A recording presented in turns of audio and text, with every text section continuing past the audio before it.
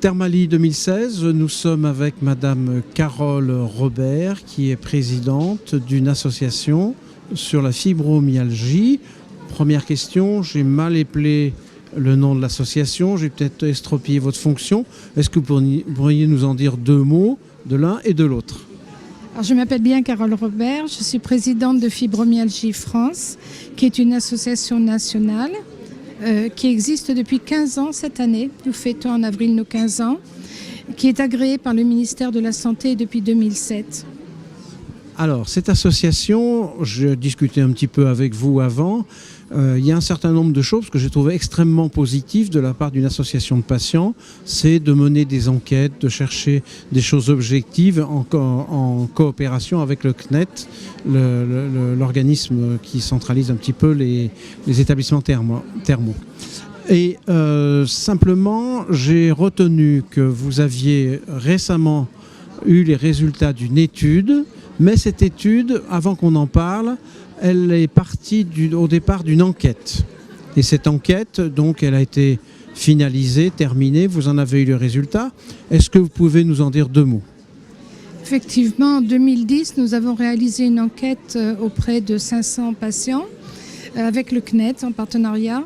Nous souhaitions connaître finalement tout simplement les attentes des fibromyalgiques en termes de cure thermale, puisque nous n'avions pas de passé avec les cures thermales, et à la fois de patients qui en avaient déjà fait et les attentes des patients qui n'en avaient jamais fait.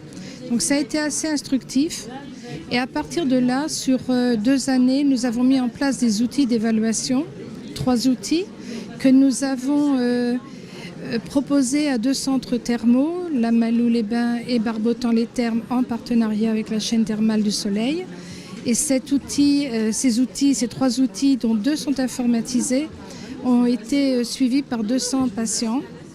Et cette année, nous avons fini le rapport de statistiques, puisque c'est un gros rapport, qui donnera, nous espérons pour la journée mondiale en mai 2016, la publication d'un rapport grand public pour démontrer que finalement, en 3 semaines de cure thermale, on peut améliorer de 2 points la fatigue et la douleur, d'1 point les autres items tels que la mobilité, le sommeil. Mais c'est déjà en 3 semaines une nette amélioration que nous avons pu démontrer. Donc c'est très intéressant, ça veut dire que vous vous êtes entouré au départ d'une enquête objective pour recueillir ce que les patients de 2 groupes différents pouvaient vous apporter, et ça a donné la naissance à un certain nombre d'outils que vous avez évalués secondairement. C'est bien ça? Tout à fait ça. Ces outils avaient été réalisés également dans le cadre de séjours en centre de rééducation, qui sont aussi des séjours de 3 semaines. Donc nous avions réalisé que les patients, quand ils ont dès le départ un agenda et un outil que le médecin peut évaluer avec eux, c'est un partenariat patient-médecin, on arrive à une prise de conscience de ce qu'est son état de santé. On en parle beaucoup plus objectivement. C'est une prise de conscience finalement que le patient, comme on le dit couramment, est acteur de sa santé. Donc ça veut dire que ces outils, leur évaluation vous a permis de permettre aux patients d'arriver dans de meilleures conditions, je vais dire dans les starting blocks finalement, pour démarrer leur cure et en tirer le maximum de bénéfices. Exactement. Le but, donc ce sera le prochain travail après la publication de ce rapport, c'est de réaliser des outils un peu ludiques d'ailleurs, pour que le patient, dès qu'il arrive en centre thermal, dès le 2e jour, commence, comme vous dites, dans les starting blocks avec un programme adapté qui vient en complément, bien entendu, des programmes d'éducation thérapeutique du patient. C'est juste pour permettre au patient de ne pas perdre de temps, de savoir s'exprimer dès le début et ne pas dire à la 2e semaine, moi la cure ça ne m'apporte rien parce que je n'ai pas su exprimer mes besoins. La sécurité sociale va être contente parce que faire en sorte qu'on optimise l'argent qui est mis dans les cures thermales, c'est formidable. Eh bien écoutez, on a remis ce rapport très récemment à la direction de la CNAM-TS. On n'a pas de commentaires, mais on ne les attendait pas vraiment. On attend justement notre rapport de vulgarisation, je dirais, et les outils pour aller les rencontrer. Vous savez à peu près quand il va être disponible, ce rapport? Théoriquement pour avril. Pour mai 2016.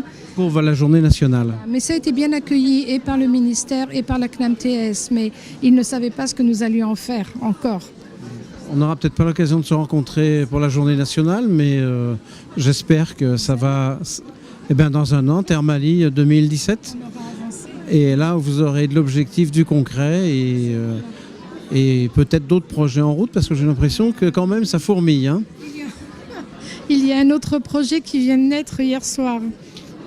Est-ce qu'on peut être dans les secrets de la maternité? Ça va vous faire rire parce que c'est vraiment... Allez, dites-le-moi. C'est très perso, mais c'est très drôle. Je suis allée hier voir Les Enfoirés, l'enregistrement des Enfoirés. 15 000 personnes qui hurlent, qui chantent, un dynamisme fou, moi qui suis plutôt souvent au fond du trou. Et a germé dans ma tête un projet. Voilà, depuis hier soir, je me dis, il faut que je le réalise. Je retiens que vous avez un projet personnel qui a germé dans des conditions très particulières et je ne vais pas vous torturer davantage en essayant de vous faire dire ce que c'est, mais je sais que ça fait plaisir de voir que vous... Aussi, avec les centres thermaux avec qui nous sommes partenaires aussi, mais ils ne le savent pas encore. On ne va pas dévoiler donc, mais ça fait plaisir de voir que vous êtes tourné vers l'avenir. Je n'ai même pas besoin de vous demander une conclusion puisque vous nous l'avez donnée. Merci beaucoup. Merci beaucoup.